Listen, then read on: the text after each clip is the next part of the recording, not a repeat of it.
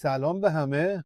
بله، ما یک ویدیو درباره چت 105 ها ساخته بودیم و واقعا خیلی مورد توجه قرار گرفت، طوری که دیگه نتونستیم به تلفن جواب بدیم. اون ویدیو رو برداشتیم، الان داریم بروزش میکنیم و دوباره ضبطش میکنیم. ما از حرفی که زدیم عقب نشینی نکردیم و حتی بیشتر از قبل روی این موضوع کار کردیم و پیش رفتیم. قبلا وقتی حکم دادگاه داشتیم، باز هم احکام دادگاهی بیشتری در این مورد صادر شد. همه چیز در چارچوب قانون انجام میشه. ما سعی میکنیم شما را در مورد هر حقی که قانون به شما میده آگاه کنیم. بله، در مورد ممنوعیت‌های ورود مثل چه 105، چه 104، چه 103، چه 102 چنین ممنوعیت‌هایی وجود دارد.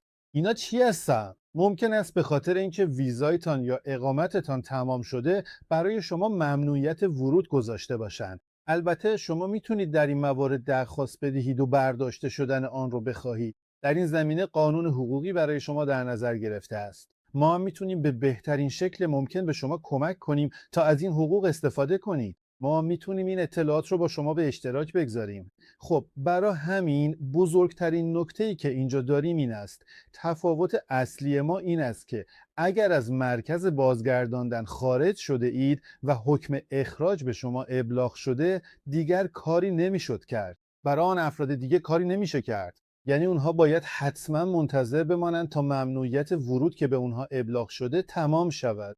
یا اینکه میتونن برای ویزاهایی که به آنها ویزای منظم میگیم، مثل ویزای پیوستن به خانواده، اجازه کار یا مثلا ویزای دانشجویی یا ویزای درمانی اقدام کنن. نمیگم که حتما تایید میشود، اما میتونن درخواست بدن. تجربه ما در مورد اجازه های کار این است که به کسانی که ممنوعیت ورود دارند اجازه کار نمیدن. تا تا زمانی که نتیجه مشخص شود.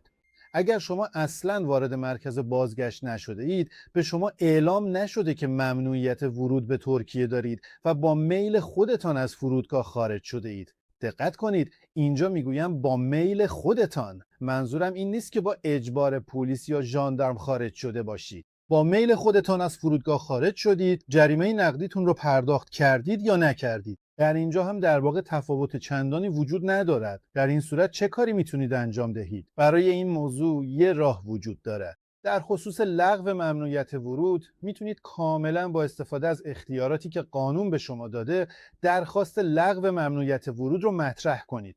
از طریق شماره‌های زیر با ما تماس بگیرید. اگر این شرایط برای شما هم صدق میکنه، با هم صحبت کنید تا سعی کنیم به شما هم کمک کنیم.